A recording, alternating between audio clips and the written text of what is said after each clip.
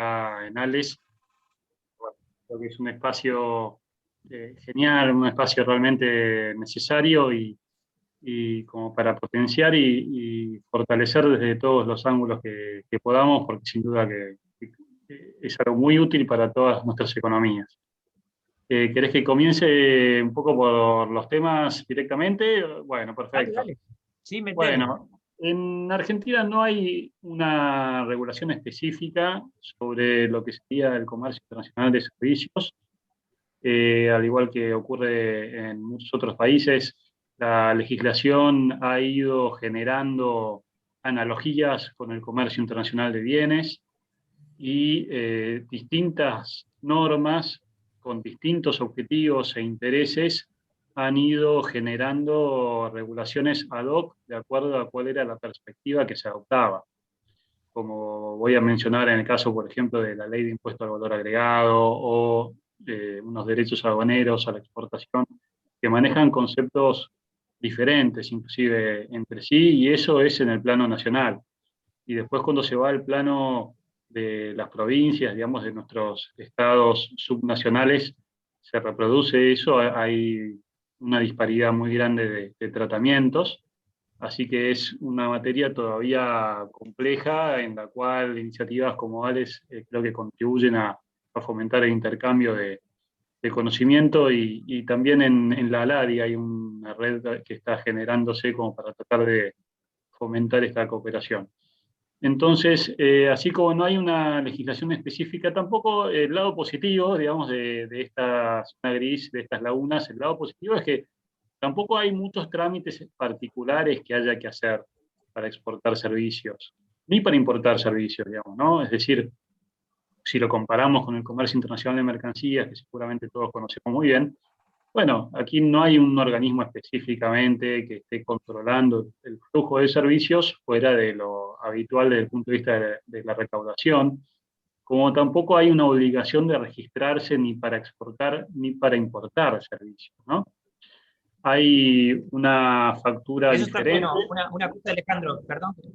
Ahí que va la primera interrupción. Una de las cosas interesantes entonces que en Argentina, en algunos países, con este estudio que estamos haciendo de la LADI, perdón, de CEPAL, hay algunos países que tienen registro obligatorio para exportadores de servicios y otros que son facultativos. En vuestro caso no hay ni uno ni otro.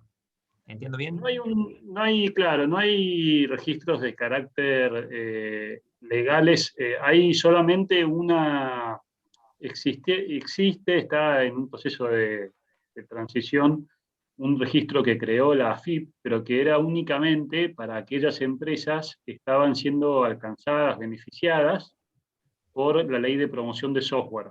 Ajá. Que como la ley de promoción de software, que ya caducó, digamos, el 31 de diciembre de 2019, preveía un beneficio particular para los exportadores de servicios, aquellas empresas beneficiarias de la ley de promoción de software que además exportaban, que era un buen porcentaje, estaban entonces en este registro de la AFIP, de la Administración Federal de Ingresos Públicos, con el objetivo de que les fiscalizaran el beneficio que aplicaban a la exportación de servicios. Pero era más un registro de promoción que un registro, digamos, de obligación. Ahora pasa algo parecido con la Ley de Economía del Conocimiento, que le da unos beneficios especiales a aquellas empresas que cumplen una serie de requisitos. Si quieren, ahora en un ratito lo pasamos a eso. Pero bueno, como para completar un poco el aspecto así más contable, registral, bueno, hay una factura de exportación de servicios, en realidad es la misma factura de exportación que se usa para bienes, que cuando uno va a emitir la factura, tiene que tildar según el casillero si son bienes o servicios, pero en sí el procedimiento es igual y de hecho, digamos, el formato de la factura, uno se da cuenta de que está pensado para servicios porque te habla de unidad de medida, por ejemplo, y está todo ahí mezclado, los kilos, los litros y otras unidades, digamos, ¿no? Entonces pasa un poco esto que decía, son legislaciones que han ido generándose ad hoc a partir de la legislación del comercio de bienes. Entonces, la empresa o el particular, puede ser incluso el monotributista, tenemos un régimen simplificado acá, para pequeños contribuyentes, puede entonces exportar servicios con solo dar de alta lo que se llama un punto de venta específico para la exportación de servicios. Esto es algo que se hace en forma muy sencilla por internet, sin presentar ningún papel de ningún tipo, ni siquiera digitalizado. Yo lo he hecho para mi caso particular cuando estaba en la actividad independiente. O sea que es muy simple, obviamente como cualquier trámite hay que navegar un poco por el portal de la FIP, pero uno lo puede hacer, digamos, sin mucha complejidad. Obviamente los dos impuestos que son importantes son el impuesto al valor agregado y el impuesto a las ganancias, que es necesario conocer cuál es su lógica. Después tenemos los impuestos provinciales de ingresos brutos, y en Argentina desde el año 2018 tenemos esta innovación que es el derecho aduanero a la exportación de servicios. Esto es básicamente lo que tenemos que contemplar. Vamos punto por punto. Bueno, el más sencillo de entender es el impuesto al valor agregado. Al igual que pasa en otros países, es un impuesto que en realidad grava al consumidor, pero que normalmente, digamos, ingresa el tributo el que emite la factura, ¿no? En el caso del comercio internacional de servicios, bueno, entonces hay que tener algunas atenciones en particular. La AFIP, por tradición, digamos, venía entendiendo que había el exportador de servicios residente en Argentina tenía que tributar el impuesto al valor agregado si la operación, si el servicio se utilizaba en la Argentina, si había una utilización económica, es una expresión bastante ambigua, dentro del territorio argentino. Y esto generaba muchas discusiones en casos como un caso típico podemos mencionar, qué pasa si un consultor económico de Argentina emitía un informe sobre oportunidades de inversión en Argentina para alguien de afuera, y entonces el consultor no tenía manera de saber si ese informe realmente iba a terminar en una inversión o no, qué pasaba con ese informe. Bueno, ahí la reforma impositiva que se aplicó en 2017 como punto a favor clarificó que se tiene que tener en cuenta la utilización económica directa. Es decir, que si podemos ver que hay una aplicación directa, concreta del servicio en territorio nacional, bueno, eso tiene que estar grabado con impuesto al valor agregado, por más que el cliente resida en el exterior. Ahí el ejemplo, creo que el mejor ejemplo sería si un arquitecto argentino es contratado por una persona del exterior, residente del exterior, para construir un edificio en Argentina. Bueno, ahí no hay duda de que ese diseño se va a aplicar, y se supone, digamos, que ese diseño se va a aplicar a un territorio, a un terreno en particular, digamos, con determinada orientación, individualizado, el lote, todo. O sea que creo que ahí no hay duda. Y el caso donde no se debería aplicar es el de, supongamos que ese consultor económico de Argentina hace un informe sobre oportunidades de inversión, y ese informe de oportunidades de inversión se incluye en un newsletter que emite un banco de inversión europeo, que se lo manda a todos sus socios, y eso es un servicio, digamos, un plus que le da ese banco europeo a sus socios, y que no necesariamente implica que alguien vaya a invertir en Argentina. De todas maneras, como siempre se recomienda, uno puede presentar una consulta vinculante, digamos, a la FIP, que esto se hace habitualmente. La FIP responde en un tiempo razonable, de unos días o unas pocas semanas, clarificando la situación si uno quiere tener la certeza sobre la interpretación, en caso de que esté en una zona gris. Pero el principio básico es ese, digamos, depende de dónde está la utilización económica directa. Entonces ahí, en general, digamos, cuando es en el modo 1, ¿no?, de la prestación transfronteriza, lo más habitual es que la utilización sea en el exterior, pero en el ejemplo que decíamos del arquitecto que va a construir algo en Argentina, sería una excepción. O si estamos hablando de una empresa que diseña el stand que una empresa extranjera va a utilizar en una feria que se va a realizar en la Argentina. Bueno, ahí también vemos que hay una utilización directa con una fecha inclusive muy concreta dentro del territorio argentino. Pero si esa utilización se realiza en el exterior, digamos, en el modo 1 no habría ninguna duda. El modo 2, que es el de consumo en el extranjero, en el caso de que sea la exportación de Argentina, es el caso típico de turismo receptivo. por lo cual ahí en general se presume que se está consumiendo, el turista lo consume dentro de la Argentina.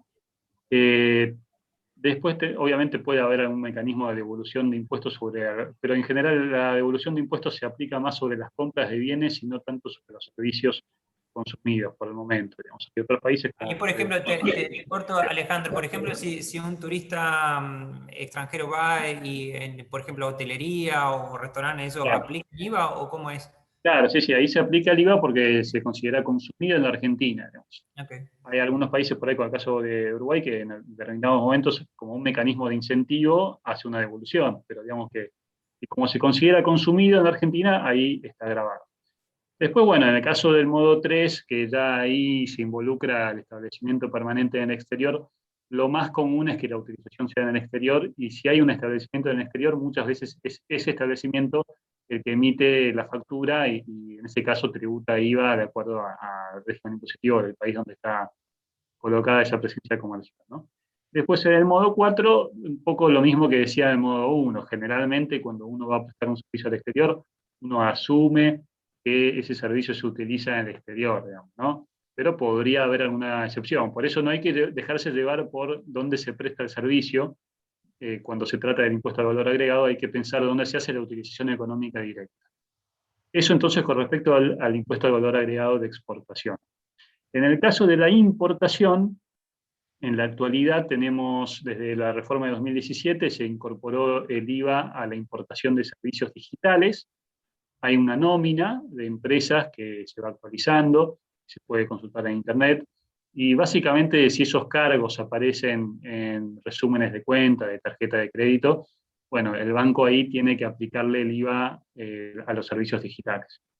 Y en el caso del pago de servicios de otro tipo por parte de empresas que están basadas en la Argentina, en la actualidad se le tributa el IVA cuando eso uno la misma empresa puede hacer el depósito, digamos, en la AFIP, o el banco, si la empresa informa que no lo hizo, el banco sumará el 21% a la factura, pero de todas maneras la empresa, siendo responsable inscripta, eso lo toma como a su favor, como un pago a cuenta, un crédito fiscal, digamos, como IVA a compras. Entonces después lo netea. Correcto. Ahí te aprovecho. Obviamente que todo el resto pueden hacer preguntas, para los nuevos eso quizás no lo sepan, pero los miembros que ya participaron pueden hacer preguntas también.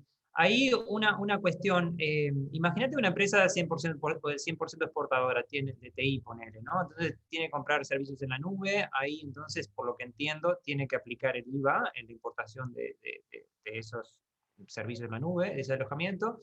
Y si no tiene ventas o consumo o mercado a nivel local, ¿qué pasa con ese IVA? ¿Lo puede descontar o se lo come? O sea, lo puede, si no tiene ventas en el mercado local, lo que puede hacer es pedir la devolución.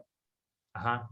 Y eso es un régimen que funciona razonablemente bien, con su demora, y más que nada, digamos, lo que genera ahí un poco de trabajo extra es que hay una fiscalización muy intensiva de la contabilidad de la empresa antes de obtener la devolución, porque en este caso estamos hablando de que la AFIP le hace una transferencia bancaria, por decir así, con ese saldo a favor de IVA a la empresa. Por lo tanto, en general, las empresas contratan estudios que se dedican especialmente a eso, a preparar toda la información y a gestionar, digamos, esa fiscalización que es muy estricta, como siempre que el Estado tiene que generar un desembolso, ¿no? Así que sí, eso, ahí hay obviamente cuestiones financieras, digamos, un costo financiero, pero el IVA de importación se netea contra el IVA de ventas, y el IVA de los insumos o las compras se puede obtener la devolución si tienes a favor porque vende al exterior más que en el mercado local. ¿Sí? Buenísimo. Después, en el caso de impuesto a las ganancias, bueno, ahí tenemos naturalmente el problema que ustedes conocen de la doble tributación internacional. Bueno, ahí hay básicamente tres grandes soluciones. Digamos, una es la unilateral, que prevé la ley de impuesto a las ganancias. En este caso, lo que importa es el lugar de prestación física, es decir, dónde se realiza el trabajo. A diferencia de lo que pasaba con impuesto al valor agregado, donde lo que importaba era dónde se utiliza, acá lo que importa es dónde estaban las personas humanas que hacían el trabajo. Todavía, digamos, nos fijamos en las personas humanas, quizás en algún momento haya que pensar en inteligencia artificial o robots, pero todavía estamos hablando de trabajadores, ¿no? Entonces, ahí la ley de impuesto a las ganancias argentina permite que si te aplican una retención de un país A, eso lo podés tomar a cuenta, pero solamente para cancelar impuesto a las ganancias que corresponda eh, pagar en la Argentina por ingresos que se hayan obtenido por trabajos hechos físicamente en el exterior.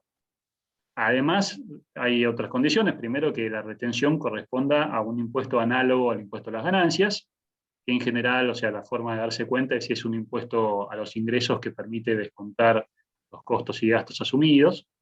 Y por otro lado, que efectivamente haya sido pagado, ¿no? Porque podría pasar, por ejemplo, que se haya aplicado lo que se llama el grossing up, o acrecentamiento de la base imponible, donde el pago del impuesto a las ganancias de esa retención se hace cargo al cliente, entonces, bueno, ahí no se podrá descontar esa retención porque uno no lo pagó. ¿Sí? Correcto. Alejandro, me perdí en una de las condiciones. Si entendí bien, entonces, si ya te descontaron en el otro país, vos podés acreditarlo contra tus impuestos que tengas que pagar a nivel local, siempre y cuando se generara en el exterior. No te entendí esa parte. Claro, si el trabajo se hizo físicamente en el exterior, o sea, básicamente en modo 3 o 4. O sí, a ver, ponele, si yo la factura que hice y de la Sí. cual me cobraron, esa factura la voy a poder recuperar siempre y cuando sea 3 y 4. O sea, la retención que hicieron sobre la exportación de servicios, la retención que hicieron en el país de destino, en el país del cliente, yo la puedo usar únicamente para cancelar el impuesto a las ganancias que corresponda pagar por ingresos obtenidos por un trabajo hecho fuera del territorio argentino. Pongo un par de Ok. ejemplos. Con otras facturas que haya hecho por 3 y O 4. con la misma. Ok, O con la misma. ok.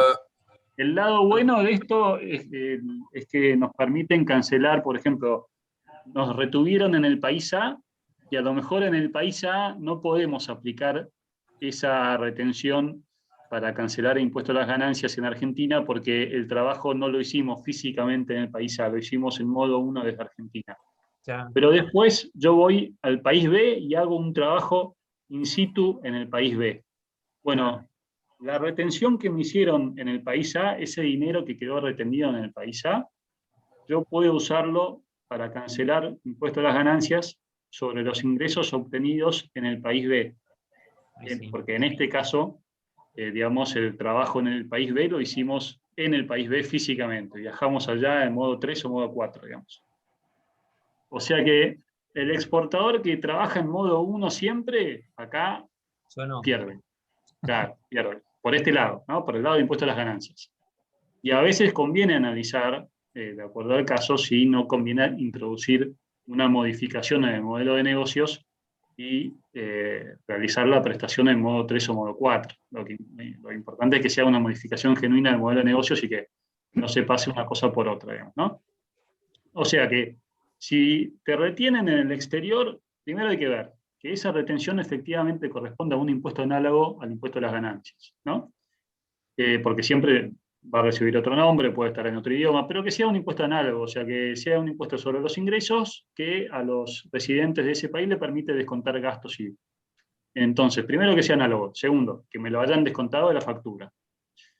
Bueno, en ese caso yo tengo que ver el trabajo, ¿lo hicimos desde Argentina o desde el exterior? Puede pasar, a veces hay un contrato que una parte se ejecuta en modo 1 y una parte se ejecuta en modo 4 o modo 3. Bueno, ahí conviene hacer el prorrateo.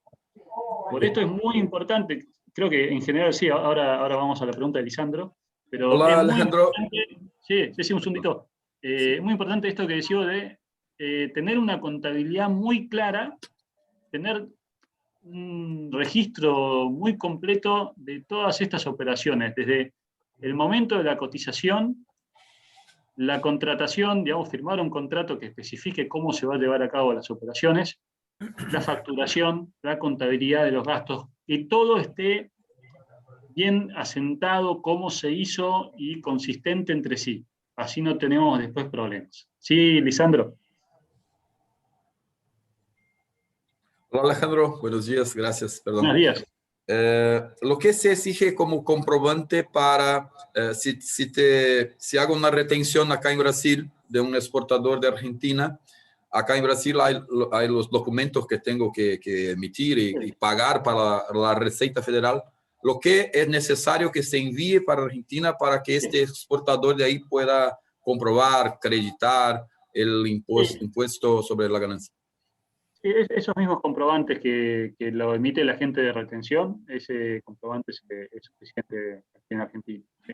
¿Con apostilamiento, sin, con traducción juramentada No, o no? En principio solo con traducirlo sería suficiente. Ah, está bueno, gracias.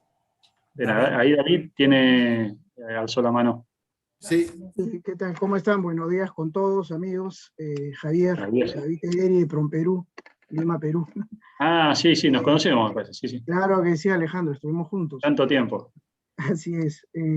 Alejandro, interesante los aspectos fiscales, tributarios que estás mencionando, porque siento algunas diferencias con los que nosotros aplicamos. Y primero quiero partir por lo último y luego, cuando terminemos y hay espacio, también me encantaría hablar sobre el tema del IVA, ¿no? Nosotros, por ejemplo, cuando tenemos un CDI, o sea, nosotros tenemos dos mecanismos diferentes, ¿no? Los CDI, los comedores de doble imposición, claro, y la decisión 439 que se suscribió a nivel de la Comunidad Andina. Entonces, la 439 implica que el país donde te retienen es quien recepciona el servicio, ¿no? En cambio, con los CDI ocurre todo lo diferente, ¿no? Porque es de donde se origina el servicio, ¿no?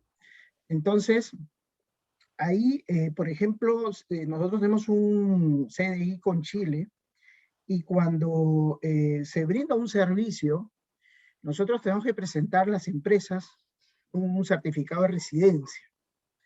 Y a través de ese certificado de residencia lo que hace la entidad tributaria del país de Chile, ¿no?, es verificar que efectivamente es uno residente el que está prestando el servicio. Pero no se va a aplicar el beneficio siempre y cuando el exportador, ¿no?, no demuestre que efectivamente se dio en Chile y de repente se dio en Argentina, por decir, ¿no? Entonces, ahí hay un aspecto importante porque cuando no hay CDI, lo que yo tengo que demostrar a la entidad fiscal peruana, que efectivamente el quien me ha retenido el impuesto, que haya pagado efectivamente a su entidad tributaria. Porque si no demuestra el pago y solamente me circunscribo con la factura, puede haber este juego que puede ser nocivo y complejo a la vez. ¿Y por qué? Porque la empresa peruana va a ser penalizada, obviamente, porque quería sorprender a la entidad tributaria.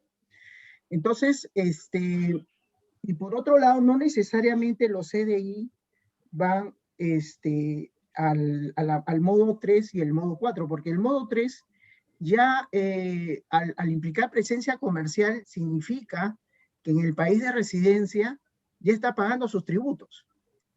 Y lo que probablemente tenga que trasladar sean las regalías, ¿no? Regalías, y por ello el impuesto que se tenga que pagar acá va a ser justamente por fuente de ingreso externa, ¿no? Es decir, a la distribución. Entonces, ahí veía algunas diferencias interesantes.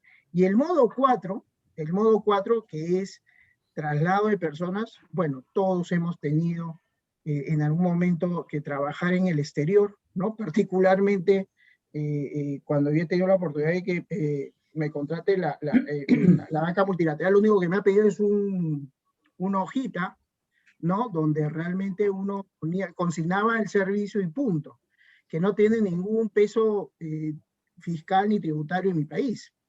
Y muchos de ellos pues no se reportan. Entonces el modo 4 es muy difícil que alguien venga y diga, ¿sabe qué, Estado?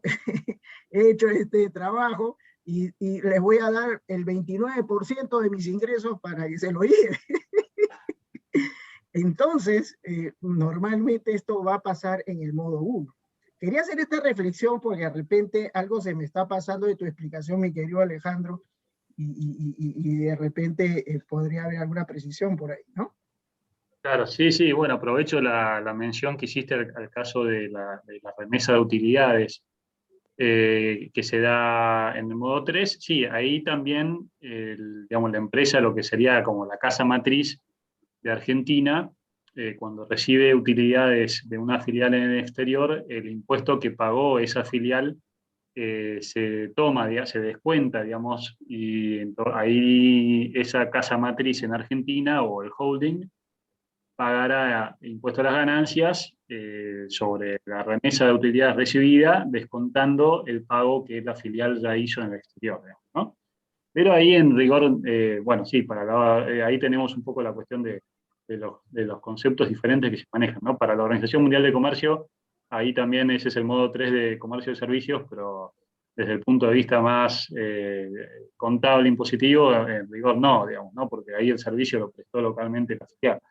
Pero es buena ahí la aclaración, sí, sí, efectivamente. Esto decía, es la solución unilateral que ofrece la legislación argentina. Después tenemos los CDI, ¿no? Los convenios para evitar la doble imposición.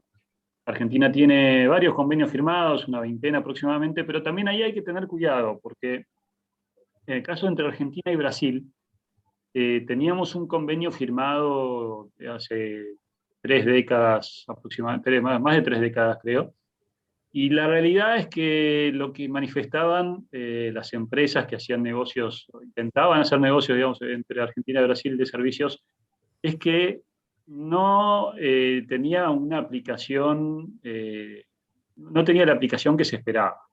O sea, el convenio decía algo y cuando se lo quería aplicar, al final después cada estado tenía una interpretación favorable a sus intereses fiscales, digamos, ¿no? Eso No solo generó pasa que, con Argentina y Brasil, sino que hemos topado con varios países. Desafortunadamente pasa que las autoridades fiscales tienen mucho poder y, bueno, interpretan lo que claro, quieren. esas cuestiones interpretativas, que es un poco el problema del comercio de servicio, de no tener, digamos, la armonización de criterios que tenemos en el comercio de bienes con cosas tan operativas como la clasificación y valoración de mercancías, ¿no? Y hay otras cuestiones como puede ser la determinación de criterio de origen de los servicios, ¿no? Que generan discusiones un poco, pueden parecer metafísicas, pero que después tienen en los congresos tributarios se habla mucho de esto y la verdad es que estaría bueno que tuviera una definición más clara. Bueno, el gobierno argentino y brasilero hace unos años renegociaron digamos, replantearon este convenio entre Argentina y Brasil y entró en vigencia hace muy poquito tiempo. Yo no sé si en la actualidad, digamos, podemos decir que lo ha resuelto satisfactoriamente o mejoró. También se mezcla un poco ahí la cuestión de que en los dos países tenemos niveles, digamos, subnacionales de tributación, que a veces también son muy variables y complejizan un poco el tema, ¿no? Pero bueno, los convenios para evitar la doble imposición están ahí y en algunos casos pensamos que funcionan un poco mejor. Y después está la solución, digamos, del orden privado, ¿no? Que es la que ya mencionaba, de cotizar neto de retenciones y que se produzca el acrecentamiento de la base disponible en el país donde se efectúa esa retención, ¿no? Bueno, eso es básicamente en relación al impuesto a las ganancias. En Argentina tenemos que prever también, tenemos que tener contemplado que se creó en el año 2018 el derecho aduanero a la exportación de servicios, que fue, bueno, un invento argentino, digamos, del cual por ahí no estamos muy orgullosos y satisfechos. Y de hecho, bueno, está un poco en retroceso, digamos. Lo positivo es que, bueno, en esta gestión se han tomado algunos pasos como para tratar de reducir los derechos aduaneros a la exportación que venían de la gestión anterior. Estos derechos aduaneros, por ciento del valor de la factura, pero solamente se aplican en el modo 1, es decir, servicios realizados en Argentina, trabajo realizado físicamente en el territorio argentino y utilizado en el exterior. Por lo cual muchos de estos trabajos se quedan afuera. Hay discusiones sobre si, digamos, las regalías por propiedad intelectual están incluidas o no. porque bueno, ahí tiene que ver con la definición de mercancía que está en el Código Aduanero, porque ahí se introdujo este tributo, está en el Código Aduanero, digamos, ¿no? Pero bueno, entonces, sí. Te cortó, Alejandro, cuando dijiste el porcentaje. ¿Cuánto es? 5% del monto de la factura de exportación. ¿No era también una determinada cantidad de pesos por cada? Sí, sí, exacto. Cuando se creó tenía un valor, digamos, un derecho específico, pero se unificó a 5% en la actualidad. Okay. Entonces, lo primero que hay que tener en cuenta, no todos están alcanzados, no todas las exportaciones de servicios están alcanzados, básicamente están alcanzadas las que son en modo 1. La AFIP automáticamente, como en la actualidad la facturación es digital, la AFIP automáticamente todos los meses hace lo que se llama una declaración jurada pro forma, donde toma el valor de las exportaciones de servicios y le calcula el 5%. Pero ¿qué pasa? Que la factura electrónica de exportación de servicios no tiene ninguna parte donde se indique cuál fue el modo de prestación. Con lo cual, automáticamente, por las dudas, la AFIP toma todos los ingresos facturados. Y es el exportador que tiene que estar atento a fin de mes de entrar a la página de la AFIP, buscar esa declaración jurada y sacar aquellos ingresos que considere y que puede demostrar que no fueron obtenidos en el modo 1. ¿No? Y ahí, por ejemplo, en modo 4, sí. ¿Cómo hacen para demostrar eso con el boarding? Bueno, ahí está todo, no hay un mecanismo establecido, por eso ahí está todo lo que yo decía de dejarlo bien aclarado desde la cotización, la negociación, el contrato, la factura y cualquier comprobante de gastos o eventualmente de movimiento de personal que pueda entonces demostrarse que se realizó físicamente en el exterior o que tiene utilización en Argentina. El modo 2 tampoco está incluido. Es bastante sencillo porque va a implicar movimiento de personal. O sea, mientras sea una cosa, digamos, consistente, lógica, no habría problema. Y tampoco se suscitó hasta ahora, digamos, una controversia de este tipo. En general, la FIP toma lo que, digamos, la declaración jurada que se valida, digamos, ¿no? Hay una exhibición de este derecho de exportación de servicios para las micro y pequeñas y medianas empresas que facturen exportación de servicios menor a $600.000 al año. Es necesario para ello contar con una certificación que emite el Ministerio de Desarrollo Productivo, que es muy sencilla, se tramita por internet y simplemente en base a la información de facturación y de empleados de la que ya dispone el Estado Nacional, se obtiene la constancia, digamos, de que la empresa califica como micro, pequeña y mediana empresa, y con eso, mientras no supere $600.000 al año de exportación de servicios, no tiene que pagar este derecho aduanero. Y además también, en este año, el Poder Ejecutivo le dio la exhibición del pago de derechos de exportación de servicios a las empresas que estén incluidas dentro de la Ley de Economía del Conocimiento. Es una ley que no es específicamente sobre servicios, pero incluye servicios de software y bueno, todo lo relacionado, servicios digitales, videojuegos, servicios audiovisuales, muchos servicios profesionales de exportación, como management, publicidad, agencias de publicidad, servicios de idiomas, servicios de diseño, servicios de arquitectura. Hay una serie de condiciones para entrar dentro de la ley que tiene que ver con acreditar mejoras de calidad o un determinado nivel de inversión en investigación y desarrollo, capacitación, pero todas las empresas que estén dentro de esta ley de economía del conocimiento, entonces pueden también evitar el pago del derecho aduanero de exportación de servicios. Y luego es importante que también se tenga presente el impuesto a los ingresos brutos, que es un impuesto provincial, digamos, de las provincias, de los estados subnacionales. Hay unos, si no recuerdo mal, 9 provincias que todavía no han adecuado su legislación, porque ahí lo que pasa en general no es que digan específicamente que graban las exportaciones de servicios, sino que en la mayoría de los casos se trata de que cuando hicieron el código fiscal, están grabadas las ventas, las prestaciones de servicios, y están eximidas las exportaciones de mercancías.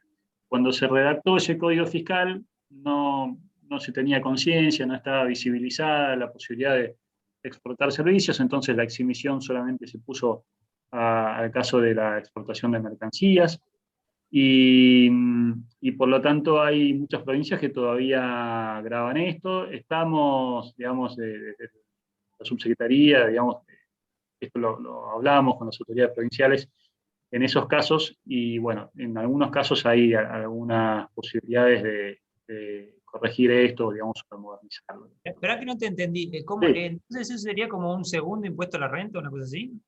Sí, es un impuesto, claro, a los ingresos brutos. En este caso es un impuesto sobre las ventas que no permite descontar nada, digamos, y se acumula, por lo tanto, en cascada, digamos, en las distintas etapas. Son alícuotas menores en general, digamos, son alícuotas que pueden ser del 3, 5%, como mucho. Alejandro, Sí, Lisandro. perdón por este nivel de duda, pero en México, cuando facturamos, todas las facturas son emitidas en el sitio del SAT, de la Administración Tributaria Mexicana Federal. Acá en Brasil, las facturas son emitidas en cada municipio, ciudad. ¿Cómo es en Argentina? ¿En el sitio de AFIP? ¿Hay un sistema para todos o en cada provincia? ¿Cómo es la facturación? En el Es sitio de AFIP. nacional. En cualquier provincia o ciudad, siempre se emite en el sitio de AFIP. Bueno, gracias. Después, obviamente, hay software, digamos, de desarrollo privado que está, digamos, sincronizado online con el sitio de AFIP y que, bueno, da otro tipo de comodidades para el manejo de la información. Pero, en principio, es el sitio, el portal del sistema de AFIP. Sí. Una pregunta que me quedó con eso del impuesto a, como dijiste, a los ingresos brutos. Por ejemplo, entiendo que la Ciudad de Buenos Aires es la principal exportadora de servicios de Argentina. ¿Ellos tienen este impuesto? No, los distritos grandes, o sea, las provincias de mayor tamaño de economía y donde también coincide que están la mayoría de las exportaciones de servicios, esto está, bueno, Buenos Aires, ahí tengo una duda, después se los puedo decir con precisión. La ciudad de Buenos Aires, Santa Fe, Córdoba, Mendoza, digamos, no lo graban. A veces además usan distintas denominaciones, es bastante diverso el panorama a nivel provincial. Había un compromiso en el año 2017, un compromiso fiscal de eliminar esta tributación de ingresos brutos sobre las exportaciones de servicios. Lamentablemente eso se revirtió y entonces pueden mantenerse este tipo de mecanismos. Y después, bueno, nos quedaba, hablar como régimen de promoción, un poco ya lo mencionamos, esta ley de economía del conocimiento. En el caso del sector de software y servicios informáticos, ahí tiene que venir el 70% de la facturación de esta actividad, el 70% de la facturación de la empresa tiene que venir de esta actividad. Después está el caso de estos servicios profesionales, que es una enumeración, digamos, sería una enumeración bastante larga, digamos, pero management, idiomas, diseño y algunos más, arquitectura, este tipo de servicios. En ese caso tiene que ser sí o sí para exportación más del 70% de la facturación de la persona jurídica. Y luego hay algunos servicios geológicos, servicios audiovisuales, bueno, servicios de ingeniería relacionados con investigación y desarrollo experimental. Bueno, ahí el beneficio que se da es el de la reducción de la alícuota de impuesto a las ganancias. Esa reducción es de entre el 20 y el 60% de la alícuota que esté vigente en ese momento. Y obviamente la reducción mayor es para las empresas de menor tamaño y la reducción menor para las empresas más grandes. Y por otro lado también está el beneficio de transformar el 70 o eventualmente el 80, en el caso de nuevas incorporaciones, por ciento de las contribuciones patronales de los empleadores a la seguridad social se puede transformar en un bono que se puede aplicar al pago de, fundamentalmente, de impuesto de valor agregado, pero en el caso de los exportadores, como no tributan impuesto de valor agregado sobre las exportaciones, se le permite usar ese crédito fiscal, digamos, en forma proporcional al pago de impuestos de las ganancias que quede remanente, digamos, después de esa reducción. Y además, bueno, se evitan, las empresas que están en este régimen se evitan las percepciones de impuesto al valor agregado que se pueden generar en operaciones de comercio exterior, con lo cual también hay una ventaja fiscal por ese lado. Y está, como ya entendí esa última parte. claro, las percepciones de IVA que en algunos casos, cuando se realizan operaciones de comercio exterior, por ejemplo, el transporte de golpe, o servicios bancarios, puede ser, el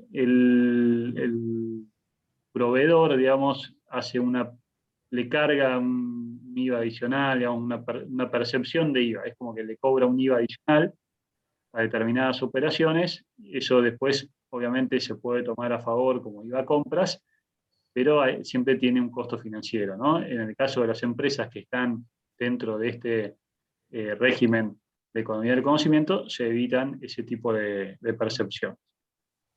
Y creo que ahí... ¿Cómo funciona porque lo que había entendido es que estaba en la ley de software, luego vino la otra, la derogaron, Sí. vino esta. ¿Está en práctica esta última? ¿Cómo funciona en la práctica si una empresa quiere formar? O sea, eso es ya por todo esto ya puede aplicar, ya funciona, o tiene que hacer un acto administrativo de formar parte del sistema? Claro, sí, tiene que presentarse y tiene que incorporarse al registro. Claro, la ley de promoción de software terminó de regir el 31 de diciembre de 2019. Las empresas que venían de la ley de promoción de software y obtuvieron digamos, la homologación para continuar con la ley de economía del conocimiento, estaban ahora algunas todavía completando ese trámite y obtienen, digamos, los beneficios con continuidad desde el 31 de diciembre de 2019, los nuevos beneficios, ¿no? Lo que entra en vigor ahora. Y las empresas que nunca estuvieron o que se habían salido a la ley de promoción de software pueden entrar en cualquier momento, hay una serie de trámites, todo se hace online. En la actualidad hay, creo que si no recuerdo mal, unas 400 empresas que presentaron los papeles para incorporarse, digamos, en la ley de economía del conocimiento o para continuar, y hay cerca de 100 que ya obtuvieron, digamos, la revalidación. Lo interesante es que ahora se están incorporando también de otros sectores, como puede ser de biotecnología, de industria 4.0, sector audiovisual también, lentamente se están incorporando. Hay un periodo de tiempo, digamos, hasta que se le confirman los beneficios, porque obviamente una cosa que no mencioné, pero que es importante, es que estos beneficios después tienen estabilidad por el periodo de 10 años de vigencia de la ley.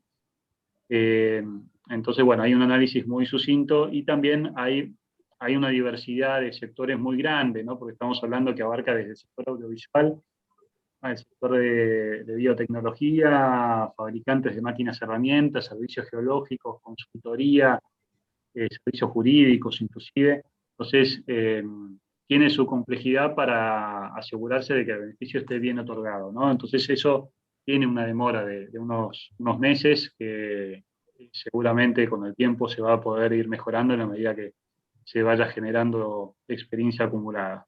Pero sí, eso está abierto, se pueden sumar, las empresas pueden presentar la documentación en cualquier momento, y bueno, también la Subsecretaría de Economía del Conocimiento tiene algunas acciones o instrumentos que algunos ya están en vigencia, como el ANR Fortalecer, o otros está por activar, que es un programa de articuladores o asistencia técnica para asistir a las empresas, para que las empresas más pequeñas, sobre todo, y en las provincias de menor desarrollo relativo, puedan también sumarse a el régimen de economía del conocimiento. Una cosa que es importante mencionar, obviamente, en el caso argentino, seguramente algunos ya estarán al tanto, digamos que está la obligación de ingreso de divisas, que en general, digamos, eso, bueno, tiene su lado, más que el problema, no es tanto el ingreso de divisas, sino la obligación de liquidar las divisas en el mercado oficial, y naturalmente que eso le genera algunos perjuicios a las empresas que son conocidos, pero en sí como trámite es relativamente sencillo, digamos. Obviamente eso uno tiene que contemplarlo ante el riesgo o gradual devaluación, digamos, de la moneda, que eventualmente eso va a pasar. Y lo mismo también pueden darse demoras para el acceso al mercado cambiario para el pago de servicios al exterior.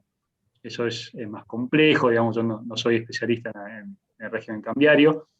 Se pueden hacer pagos de servicios al exterior, tiene digamos, su tramitación, digamos, y su demora, por lo cual eso lleva a algunas empresas de golpe a las empresas que tienen la posibilidad de generar, digamos, una presencia en el exterior, de golpe tienden a tratar de gerenciar, digamos, las operaciones internacionales que implican también sus contrataciones en el exterior, entonces tienden a gerenciarlo desde el exterior para tener mayor fluidez con ese tipo de operatoria, digamos, ¿no? Lo importante, siempre, digamos, para estar en cumplimiento con la normativa legal, es que el trabajo que es hecho por personas residentes en Argentina se facture desde la Argentina y...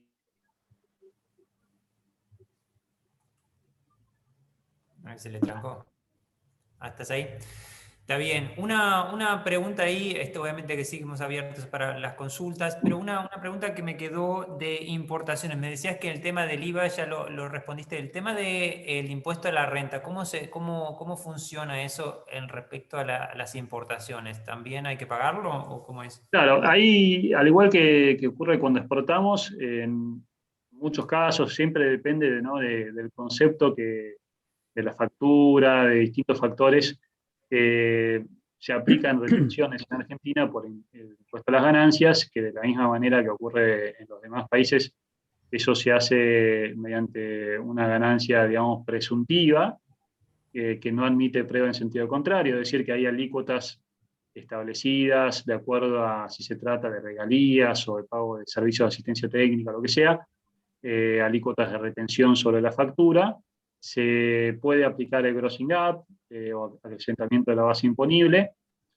Y hay una cosa que es importante en ese sentido, con respecto a... Había una cuestión ahí que iba a mencionar también, impuesto... Sí, a ver, sí se puede hacer el grossing up. ¿Y qué otra cosa, perdón, me habías mencionado recién en la No, eso pregunta? era cómo funcionaba el tema del impuesto a la renta en el caso de importaciones, que Ah, esto que vos decís se supone, pero en algunos países investigando la cosa no hay que suponer nada porque es una cosa bastante rara lo que aplican. Pero por eso te preguntaba, pero sí entiendo entonces, si haces una importación en Argentina, te van a retener el impuesto de las ganancias. claro, salvo que se haya cotizado neto de retenciones y en ese caso se aplica el grossing up.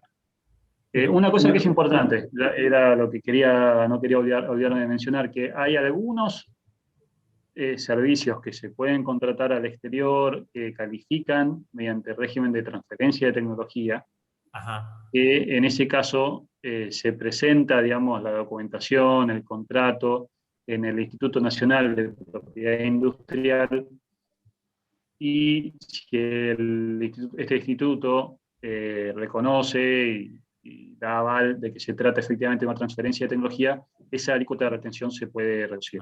Eso es importante. Claro, se puede reducir sensiblemente, digamos, la retención. No todo contrato de compra de tecnología al exterior va a calificar, pero bueno, vale la pena averiguarlo. Eso se puede uno asesorar por un agente de propiedad industrial o eventualmente ir directamente al Instituto Nacional de Propiedad Industrial y hacer la consulta, porque bueno, vale la pena, digamos, para facilitar ese acceso a la tecnología. Joaquín, creo que tenías una pregunta, ¿no? Sí, sí. Hola Alejandro, buenos días. Buenos días. Sí, en el caso de la consulta que hacía Javier de las importaciones, eso es independiente de la retención que se hace en Argentina de dónde se presta el servicio, perdón, dónde se presta el servicio. Por ejemplo, si el servicio se presta dentro de Argentina, va a haber una retención, pero si se presta del exterior, no hay retención, como ocurre en otros países. Claro, no tiene tanto que ver con eso. Hay o sea, hay que ver, digamos, la normativa en cada caso, porque como digo, no está unificado. Depende si lo que se factura es regalías, si se trata de servicios de asistencia técnica, qué servicio sea, pero no se libra, digamos, uno por el hecho de hacerlo desde el exterior, digamos, como ocurre, por ejemplo, en Estados Unidos. O sea, siempre hay retención. No siempre, no puedo afirmar que Ya. siempre, pero en la mayoría de los casos comunes, o sea, los casos que yo he visto de pago, por ejemplo, de licencias de software, por ejemplo, bueno, sí, en esos casos se aplica una retención. O la consultoría típica puede ser también. Sí.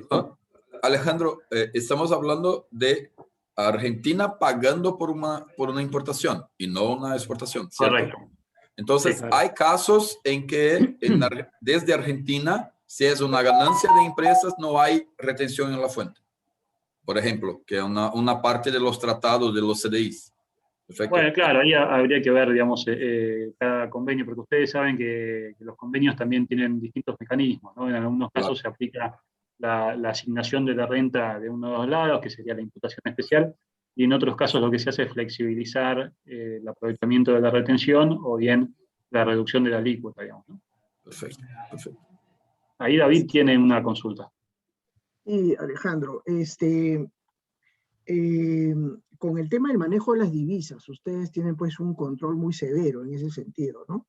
Entonces, para importar servicios, ¿cómo hacen este manejo cambiario? Porque evidentemente eso se podría ver un poco afectado o encarecido. ¿Podrías darme un poquito más de alcance con respecto a esto? Sí, yo no soy especialista en la parte de cambiaria.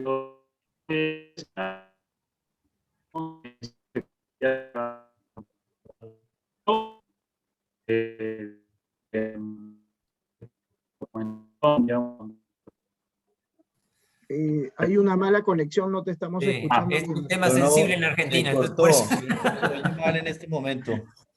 La pregunta fue difícil, intermitente. Muy difícil La pregunta consulta. es difícil y hay mala conexión.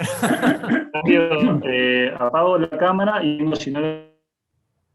Dale, a ver.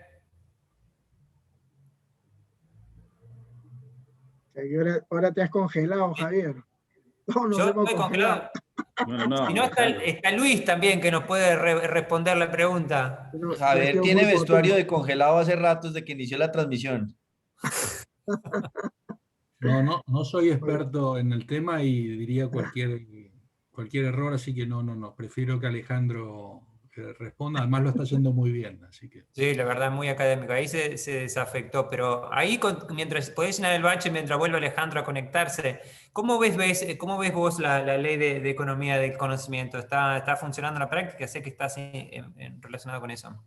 Sí, está funcionando. Como decía Alejandro, es una ley muy vasta por su alcance. No es solo la ley de software, es una ley que abarca muchísimos verticales, con lo cual cada vertical tiene una especificidad muy particular, y determinar si esa actividad está comprendida en el concepto de conocimiento intensivo es una tarea difícil que tiene a cargo la autoridad de aplicación, que es justamente la subsecretaría donde trabaja Alejandro.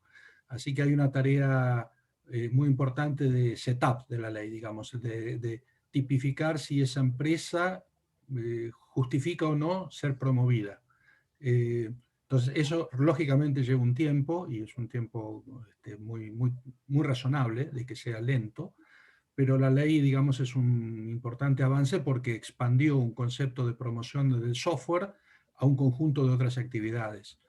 Y en ese sentido creo que es una ley de avanzada, ¿no? Porque tipifica ingenierías, todo lo que es tecnología del suelo,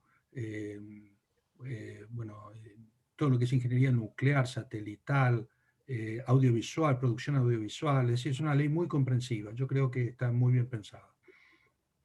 Gracias, Luis. Y ¿Estás, ese Alejandro? proceso, Javier, disculpa, Luis, y ese proceso de evaluación que comentan, que es una evaluación, me imagino, muy delicada, ¿no? Hablaba Alejandro de que habían 400 pedidos, de los cuales 100 habían calificado.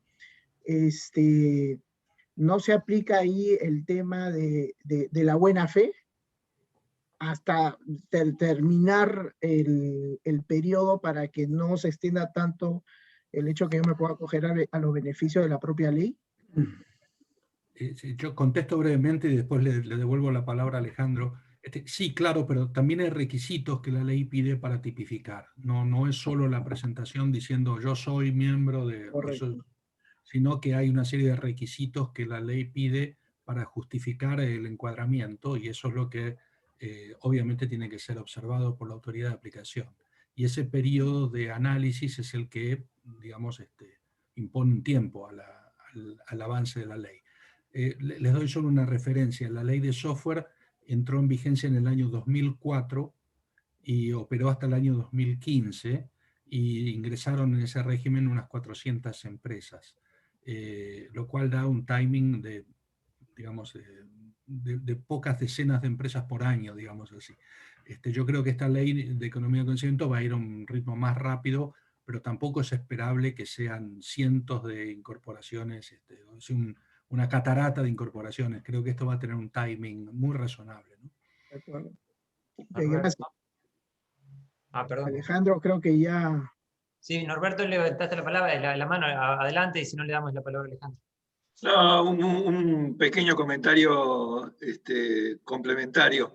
Una cosa interesante es que todas las empresas que venían de la ley de software, en la medida que sean aprobadas y califiquen para esta nueva ley, el beneficio es vigente, o si queremos decirlo así, es retroactivo a enero del 2020, ¿no?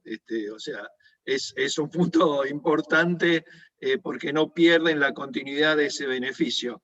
Y una segunda cosa muy breve es, en alguna medida, la dificultad para calificar a las empresas que están incluidas en la Ley de Economía de Conocimiento, tiene que ver con las condiciones para ese ingreso, para esa calificación, que son investigación y desarrollo, capacitación y demás, que era muy claro qué significaba, por ejemplo, la industria del desarrollo de software.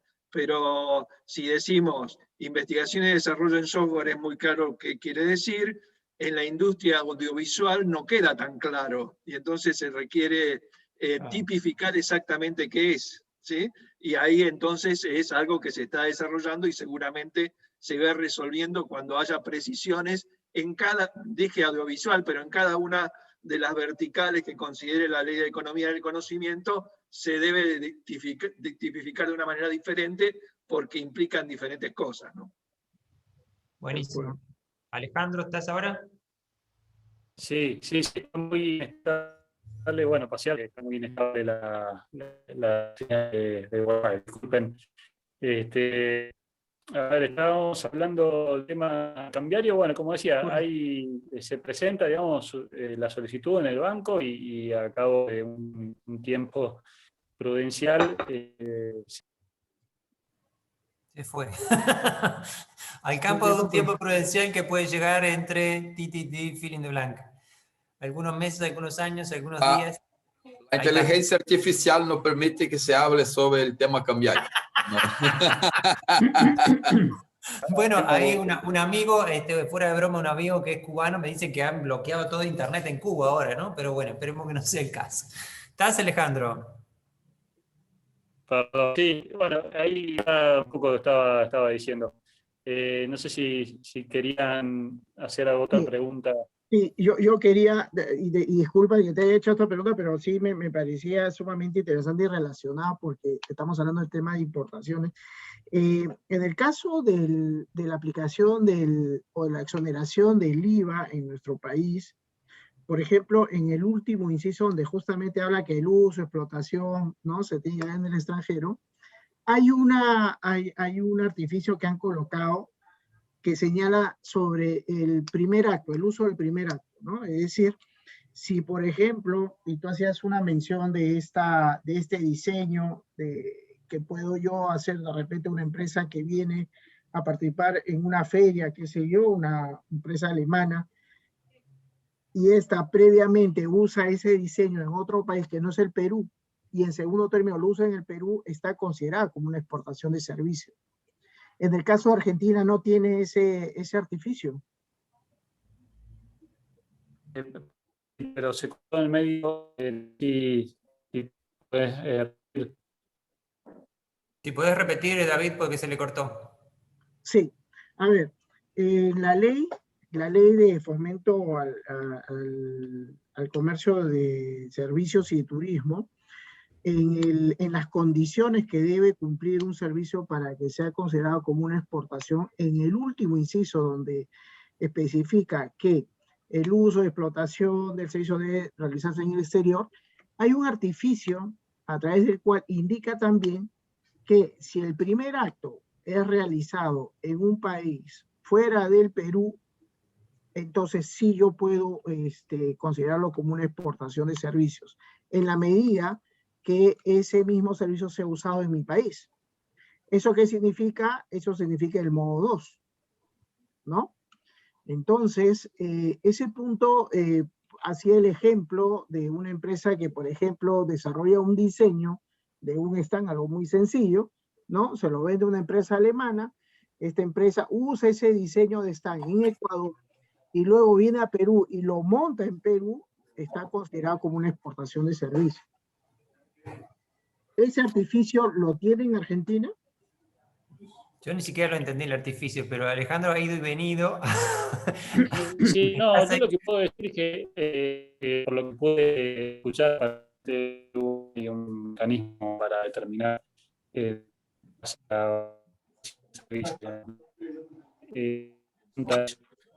Argentina no tenemos algo de ese estilo y de eso que ha generado mucha controversia porque igual, por lo que entendimos, no tiene eso, David. sí. Así que, bueno, Alejandro va y viene. La verdad es que ahí vino. La exposición de Alejandro fue muy académica. Se nota tu dote docente, Alejandro. Muy buena. Felicitaciones por eso. Un momento de diseñar. Decía, no está establecido y se generan, digamos, controversias que ha llegado a que es un administrativo y por discusiones de este tipo.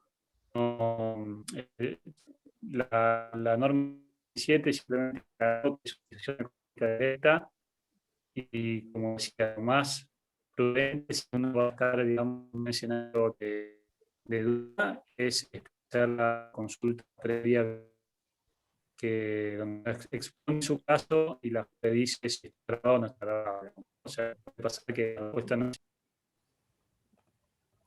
Alejandro, no se te entiende nada. Te agradecemos mucho tu tiempo. Agradecemos también a todos los miembros de ALES y amigos de los miembros de ALES que están acá.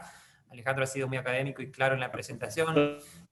Así que, bueno, será hasta la próxima. Les cuento que la próxima será sobre Costa Rica, el siguiente ya será sobre Colombia y ya el 24 de agosto será sobre Uruguay. Muchísimas gracias nuevamente y nos estamos viendo. Así que... Muchas gracias a todos. Saludos. Muchas gracias a todos. Chao. Cariño. Chao, muchas gracias. Chao, chao. Gracias, Alejandro. Parabéns. Adiós. Gracias. Hasta luego.